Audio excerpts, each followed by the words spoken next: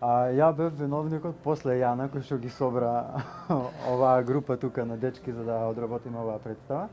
Имено моја пријателка ми кажа дека токму отворена портал Страда, започнува со овој проект Млади во акција и истражив околу проектот што точно се бара.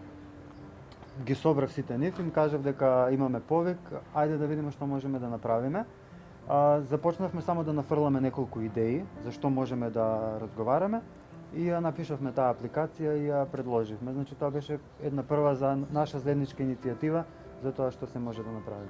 Насловот на своја кожа го добивме така што сакавме да прикажеме дека тоа може да се случи секому и дека на своја кожа доколку чувствуваш тоа е најинтензивно.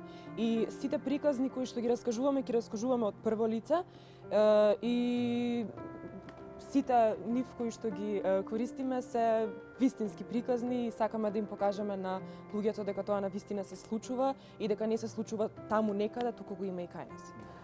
Најпрво и приказните, како што каже Јована, на своја кожа да се почувствува тоа, како што каже Александар, да се игра од лично име, без да се измислуваат некои нови ликови. Приказните кои што се реални, сето тоа беше за мене еден поттик да учествувам во овој театарски перформанс. Пред се ние одбравме да играме оваа представа, тоест ние го викаме перформанс, на мала сцена, да публика максимум 30, 40 до 50 луѓе, зависно од просторијата.